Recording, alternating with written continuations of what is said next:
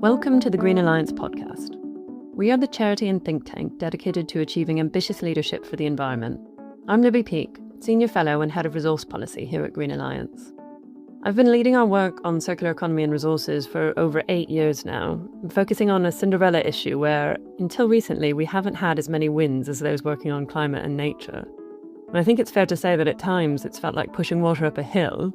One area where we've had a concrete, tangible win and something to celebrate has been when it comes to disposable vapes, those insidious, wasteful, addictive devices that have, since the 1st of June, been banned across the UK. This ban came about because of a powerful alliance of grassroots campaigners, environmental charities and health organisations, backed by compelling research that exposed just how awful these devices are to the health of the country's environment and young people.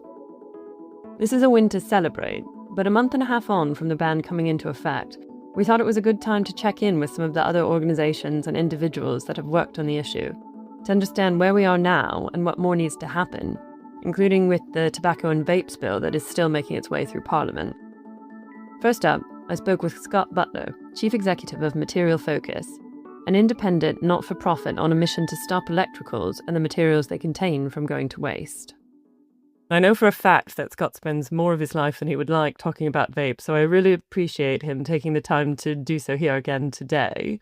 And the reason that this is the case, though, and I'm asking him to do this, is because Material Focus's research has been so impactful in demonstrating just how quickly the market for vapes has exploded, sometimes literally, and how urgent it is to get a handle on the situation. So, first off, can you give us a sense of how quickly the market has evolved and where we are now with vapes?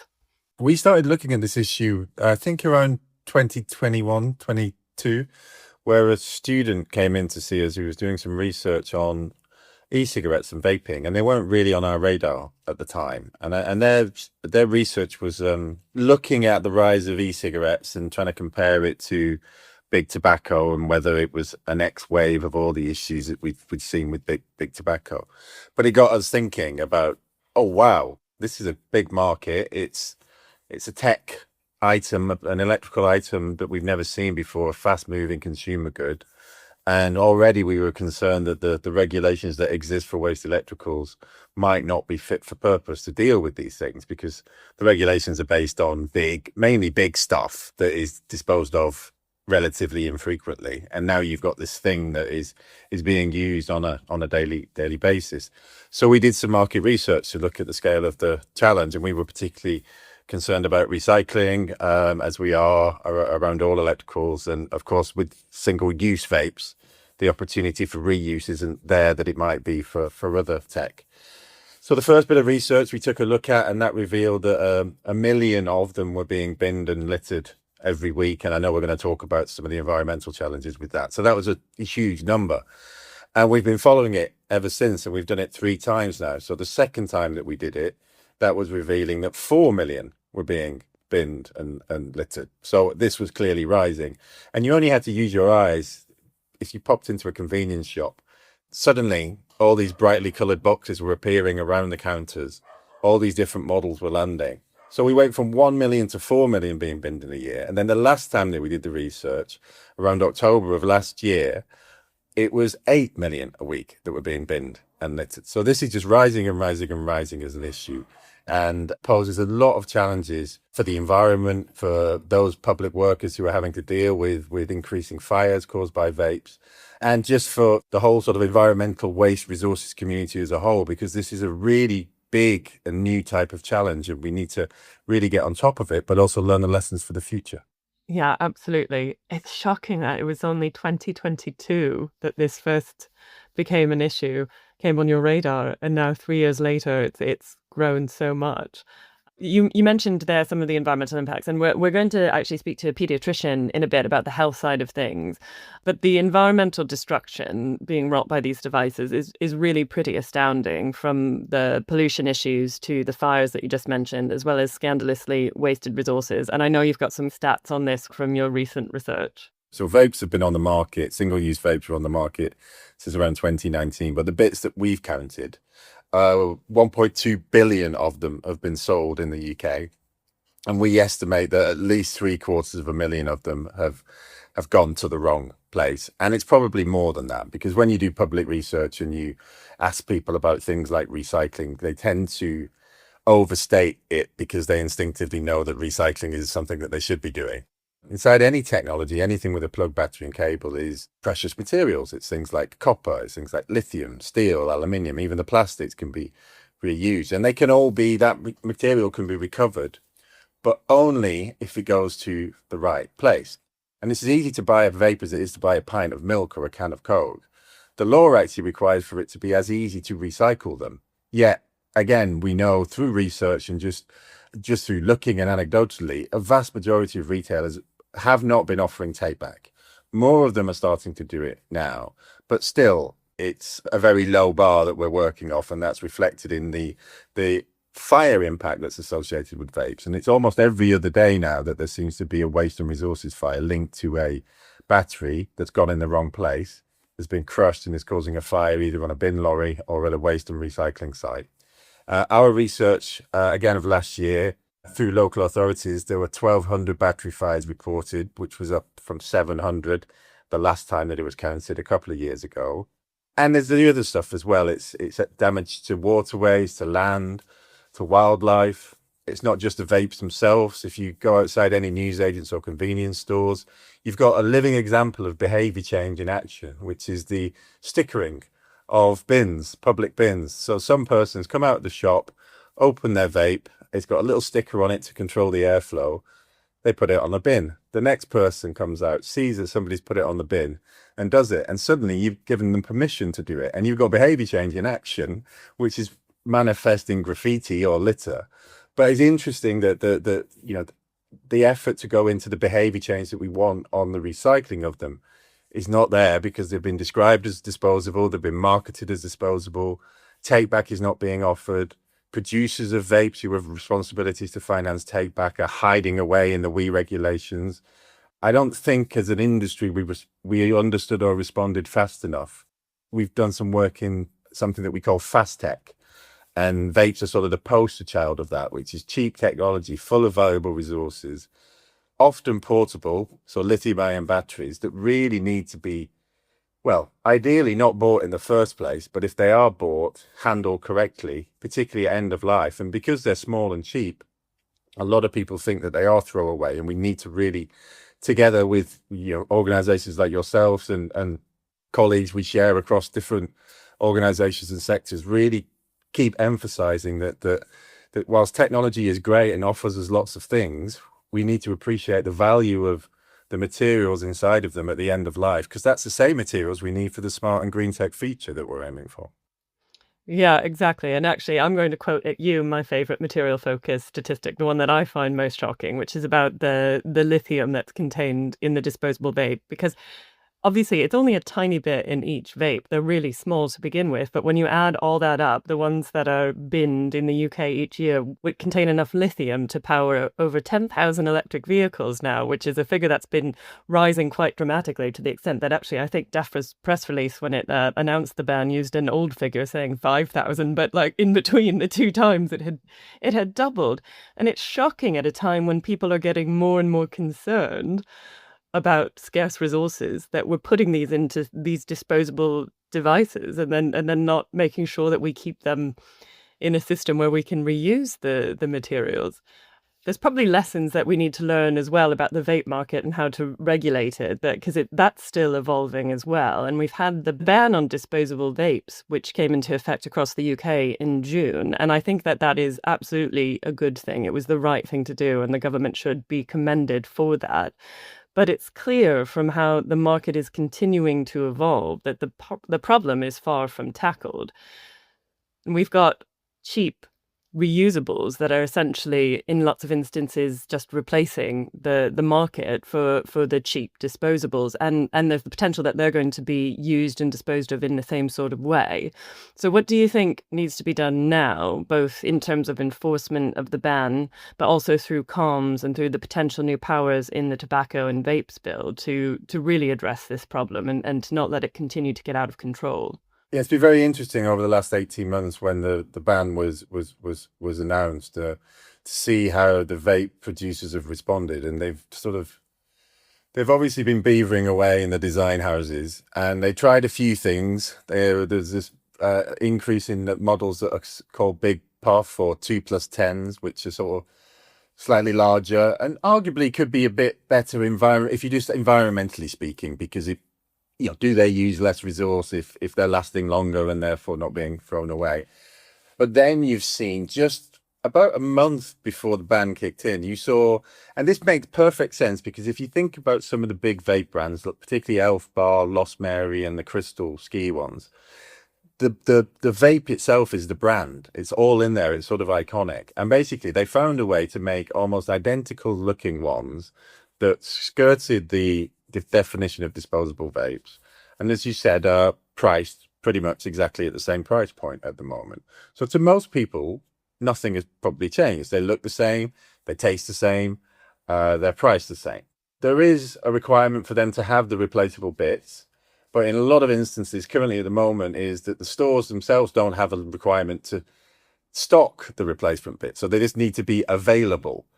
And often the case is, whilst they might stock some of the extra pods or gubbins that make them non-disposable, it's not really front and center. They're not really aware of it. And how they've used it hasn't really changed. There's no comms telling you that much has changed. Okay, there was a bit of a splurge around the ban. But then you've gone into the shop the next day and the exact same product is available. So you probably think you've had a fever dream and there was no ban. So there's more stuff that needs to be done. A vape category is coming in the waste electrical regulations, which means that we can start, it's going to take some time, but we can start to isolate vapes better. We can understand what the market is actually doing through nationally reported data rather than through market research. And targets can be set. But I think it's the tobacco and vaping bill, as you mentioned, which potentially has more impact. And that's looking at things like less product marketing, packaging, moving to plain packaging. If they're all in, say, brown cardboard boxes with a Times New Roman font describing the model and you couldn't see it, could that reduce the attractiveness of some of those? The vape industry itself has talked about licensing. It's too easy for anyone to sell a vape. There's no restrictions on who can sell a vape at the moment, which seems crazy, particularly with what we've learned from alcohol and tobacco. So I think that's a good idea because that licensing thing with a payment can help fund future enforcement. And although already a legal requirement to take back, you can strengthen the need to take back as part of that licensing, which would mean that we can maybe get some unified national comms and take back requirements and system in place. So I think it's really important. The environmental bit of the tobacco and vaping bill shouldn't be underestimated. There are businesses who want to do the right thing, and there are too many illegal models on the market. So better enforcement and better investment in that enforcement teams. Trading standards are getting more people. OPSS are doing a good job. But sort of everybody's doing a good job with what they've got. And have they got enough is then the big question that is left hanging.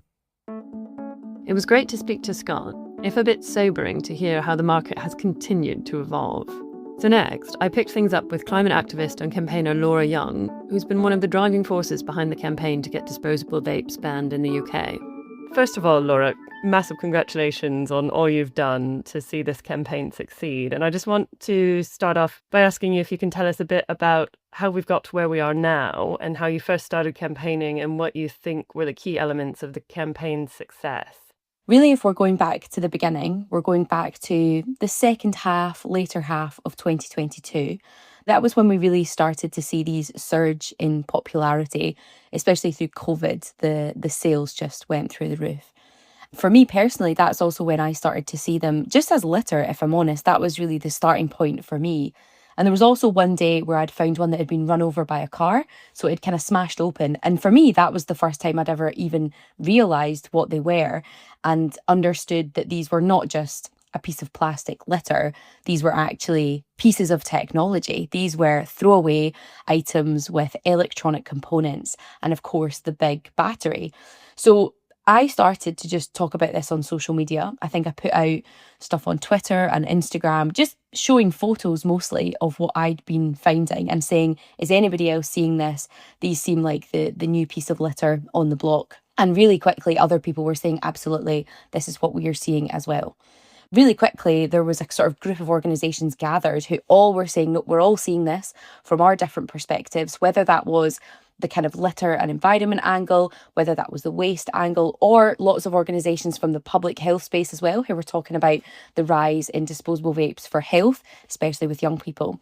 And we sort of bundled together, we're jumping on Zoom calls and just started to campaign, I guess, and talk about it.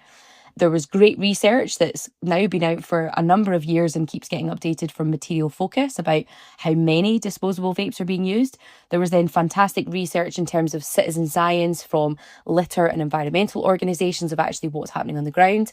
There was then lots of information coming out from the waste side of things, from waste facilities, talking about how many they were seeing and also the fire risk. And of course, we had the continuous data from the public health side. So that was the sort of organisations involved. But with any campaign, you're also trying to hopefully make some legislative change. And I would say pretty early on, we realised that disposable vapes, and I would broaden that out to just disposable technology, really shouldn't exist. And so actually it was a ban that was needed. Now, I don't like such draconian methods. I don't like the fact that we should be banning things. I wish there was workarounds. But in the UK, we have such dismal recycling rates for what you can put right outside your doorstep, let alone any sort of electronics. I don't think any sort of deposit return scheme or recycling incentive was going to work. And that was across the board. People said, nope, single-use technology just shouldn't exist. So the kind of campaigning politically started. And of course, we know that there was a brilliant open letter from the Green Alliance, and that was really representative of so many different organisations. But there was also a lot of grassroots stuff that happens. I had 3 levels that I was attacking this from. The first was the kind of local councils, and being in Scotland, we've got 32. Also, we have the Scottish Parliament up here, but also then Westminster, UK government. So there was these kind of 3 levels that me and others were trying to tackle this at. Obviously, with all of those 3, there's different timescales. Trying to get anything done at Westminster doesn't happen overnight. It takes a really long time. We just tried to engage all levels of government, of policymakers. We tried to engage all parties. We didn't see this as a one-party issue.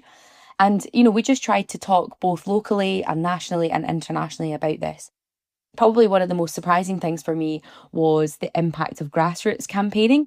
I think it was back in 2023, I decided to write to every single councillor in Scotland just to tell them about this issue and basically say, look, as a council, there's not much you can really do about this, but what you could do is maybe support it. You could write to the Scottish Government or Westminster. And out of the 32 local authorities in Scotland, we actually had 29 take this to council meetings, put forward motions to support bans, cross-party support.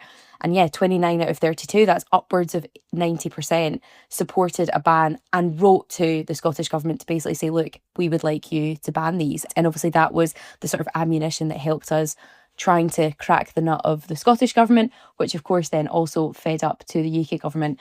We also worked with local journalists. There was so much, like tens of millions of views on things like social media content. There was loads of stuff that we did. And there was loads of organisations involved in this. But I think it was a really great grassroots, quite reactive, agile campaign that even though it took, nearly 3 years from the sort of start point to the legislation, that's actually quite quick. Yeah, thanks so much. And you're right. There are so many different angles to approach this from, and so many different reasons that these things never should have existed, that I think it was such a compelling campaign to get so many different types of organizations involved and agreed on what needed to be done. It was so compelling that we convinced the Tory government, first of all, and then the Labour government quite quickly after the legislation fell, because it didn't have time to pass because of the election. So I think it's been a great campaign to be involved with.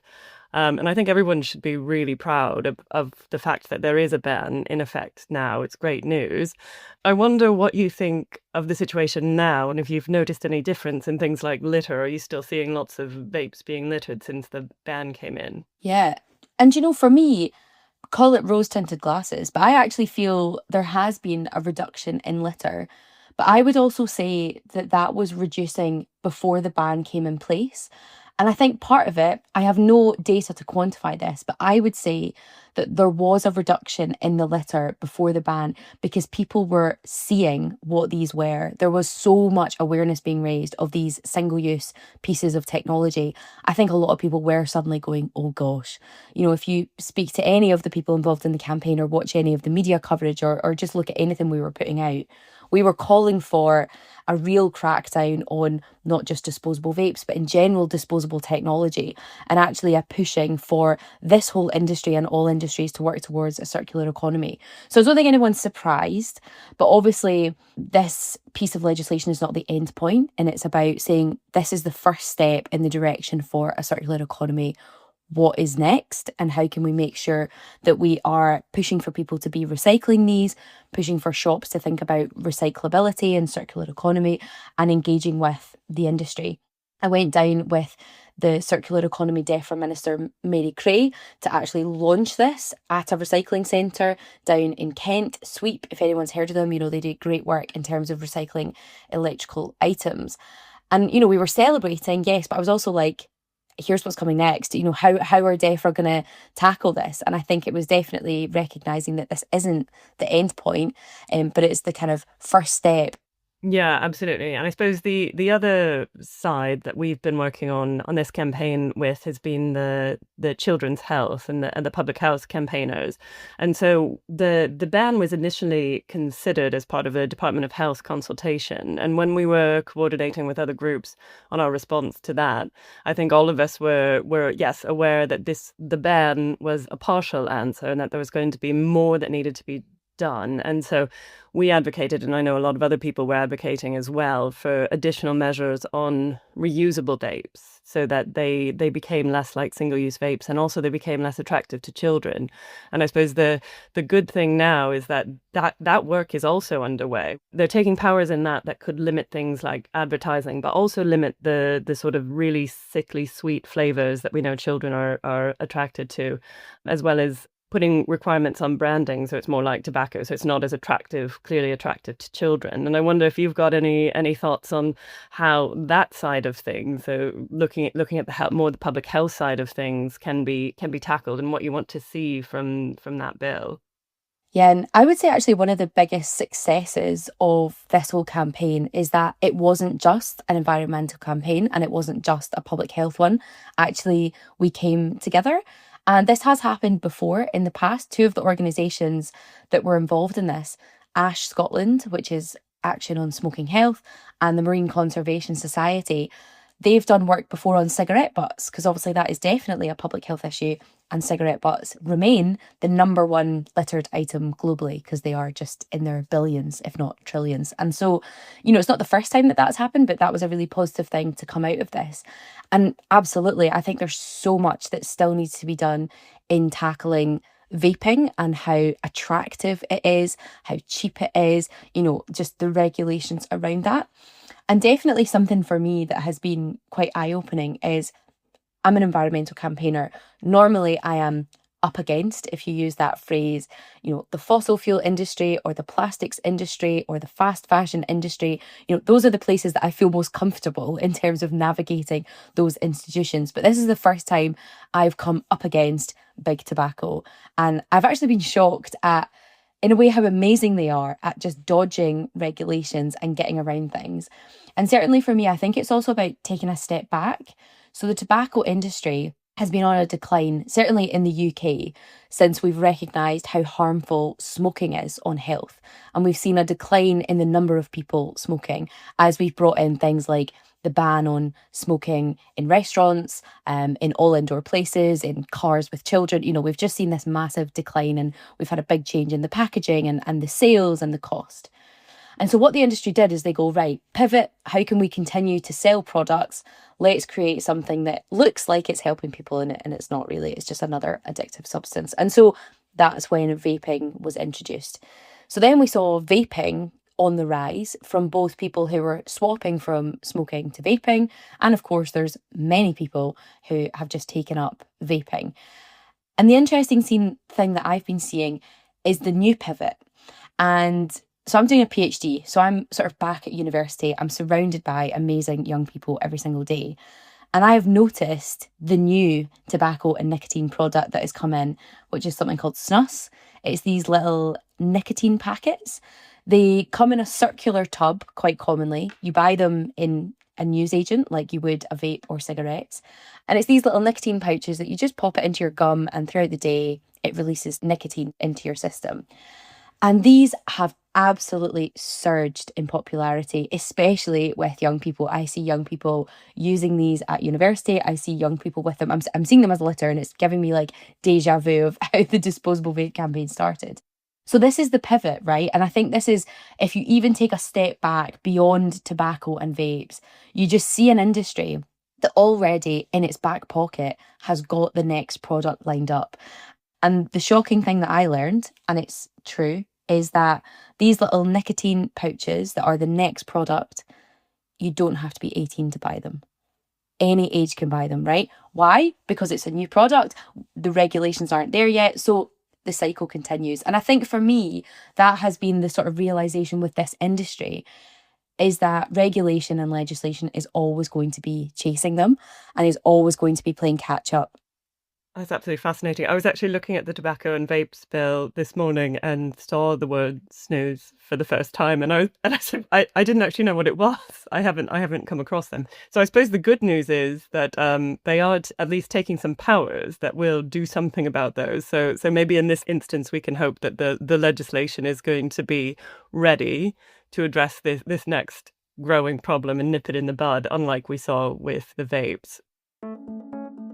As Laura noted, there are continuing risks to the environment as well as to children's health. So to learn more about that and why we shouldn't rest on our laurels, I spoke to Dr. Mike McKean, a consultant respiratory paediatrician and vice president for policy at the Royal College of Paediatrics and Child Health, which has been a key partner in the campaign against disposable vapes. Now, these single-use vapes were banned using powers in the Environmental Protection Act 1990, and the case for doing so was absolutely rock solid.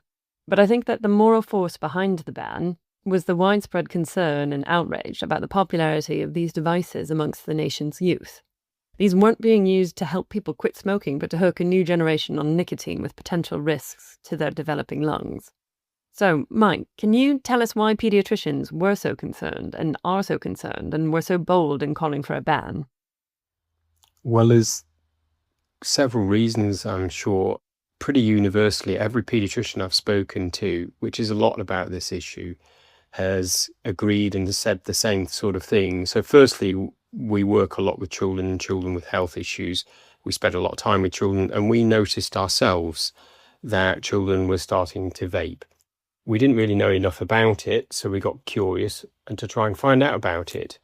And it was very clear that vaping companies, who've now largely been bought up by the tobacco industry, were targeting young people with vaping, and that was with flavors in the vapes themselves, which were really clearly targeted at children. And also, when you look at the way that they were manufactured, very bright colors, often in very childlike and child-friendly things like lollipop type shapes and all sorts of things to try and induce young children to vaping.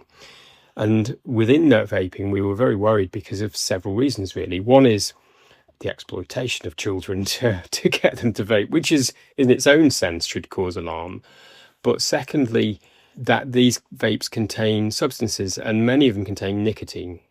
And nicotine is very addictive. We know that. It's really, really hard to give up. So that's the first thing. We're allowing our children to become addicted, and that was causing all sorts of behavioral problems. And we were finding out through our links into education and schools that this was causing massive problems within schools itself with kids who are addicted to vaping and bringing them into schools. The second thing is that when you analyze vapes, and people have done, there are many different things in them.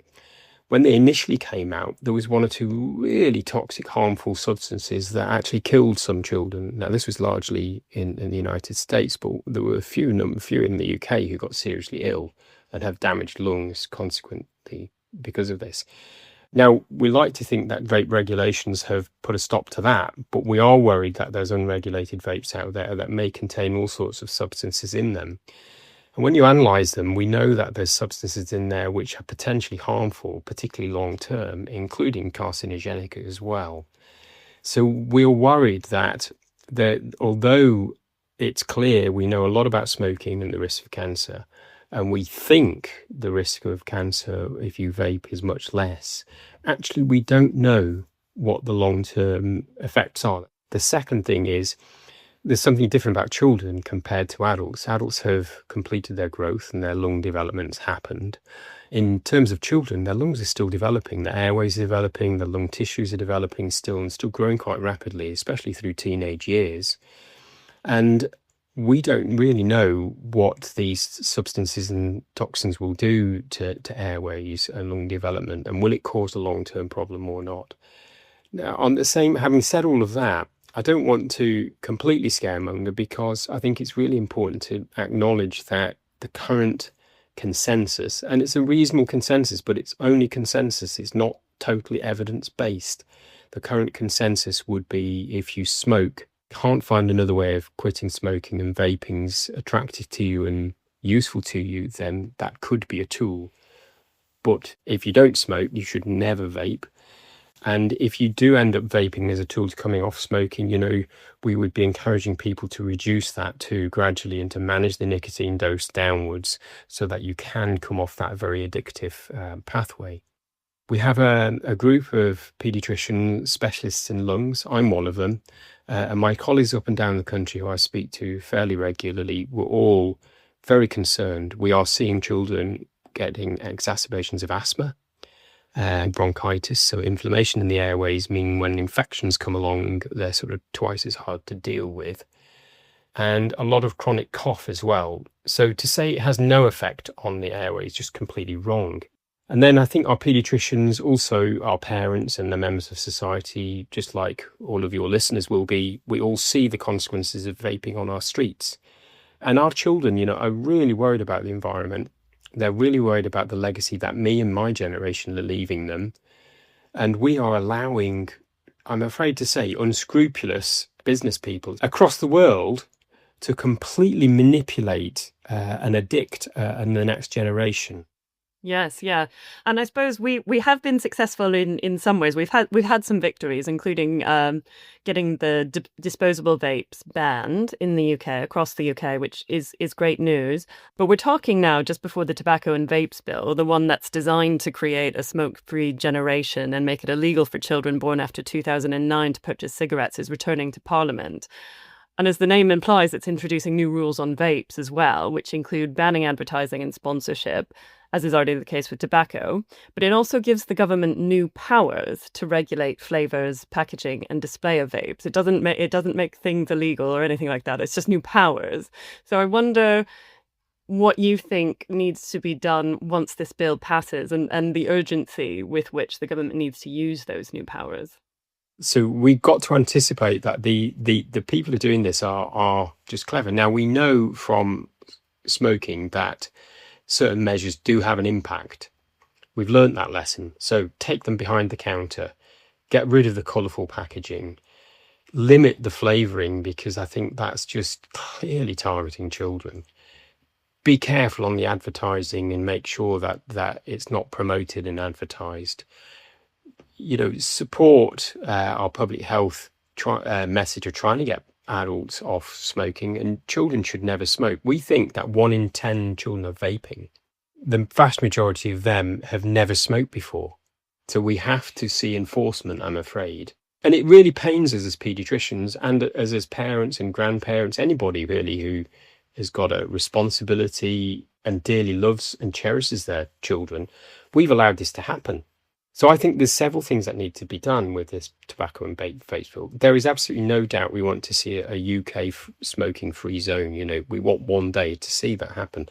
And I think the approach of, year by year, raising the age limit in which you can smoke is sound. And I think it's also gradual and proportionate as well. And it means people can still smoke if those who want to and are addicted to it, but also that they know that the pressure's on in terms of trying to be responsible for your own health and the people around you. In terms of the vaping, though, yeah, we want to see equal measures. But of course, the difficulty is how you're going to enforce that, because there's one thing having a bill that says you must do this and put the vapes behind counters and hidden away and have warnings on them or whatever else we do. someone's got to enforce it, because there's now a massive industry out there. Young children, at primary school age, have been going into shops and buying vapes because we ask them, and people will sell them to them. Obviously, we want responsible citizens and responsible shop owners, and many shop owners out there are extremely responsible. So we want to support them, and we want to find out who will be breaking those rules and breaking the law when the law comes about. But the government have got to put some money behind enforcement, and we know that enforcement through trading standards offices has been cut a lot. So we know that their abilities are cut back, and so we are worried about that. But we think also there is a responsibility of citizens. If we see this happening, we can call it out. So that's the first thing. I think the other thing we mustn't forget: what about the kids who are already addicted to vapes? Then do we just forget about them, or criticize them, or ostracize them, or how do you deal with them too? And in the past, we have put a lot of public health money going into smoking cessation services, but it's been largely targeted at adults, and there's very few up and down the country that target teenagers or even younger. There's going to be a fair bit of work to try and help some of them to stop vaping or not necessarily go on to become cigarette smokers. We've heard as well today, I've just learned the new word, I hadn't come across it before, about snus, which are like tobacco pouches, which we've heard could be the next market that the tobacco industry is looking to move into. So I wonder, just in conclusion, if you've got any thoughts on how to nip that one in the bud. Well, we have learned that this industry's clever, haven't we? They're threatened in this country, so they're pushing places in India and Africa very heavily, and their smoking rates are going up massively. So just as Europe and starts to get tougher on smoking, they will find other markets, but they will also find other ways of delivering addictive substances. And yes, I'm no expert in snus, but we do know it has with a lot of concerns about oral health massively from a dental point of view. And longer term risk of oral cancers and things like that. So people are very worried about these pouches too. We should learn our lessons from smoking and what's happened, but also from vaping, and start to think actually what's right and what's wrong and how do we deal with it. And I guess the human nature, isn't it? Human beings will experiment at times, and teenagers will experiment. So I have no doubt, and our paediatricians and our health experts out there, none of us want to necessarily stop teenagers being teenagers. They should be allowed to be teenagers, and experimentation is part of it. But what we shouldn't allow is the complete manipulation at scale of their health. And I think if this feels that it's got health issues with it, I'm no expert in it, then we really should understand those health issues, make sure the people who use them understand them. And if they're being ruthlessly targeted at young people, then I think it is incumbent on us as adults to protect our young people. Thank you for listening to this episode. Keep checking in, as we will continue to bring you specialist interviews and highlights from our events here on your podcast feed. You can subscribe on your favourite podcast app, and you can follow us at Green Alliance UK on X and Green Alliance on LinkedIn and Blue Sky. We encourage you to use the hashtag Green Alliance Podcast to join in on the conversation and share thoughts, questions, and ideas. See you next time.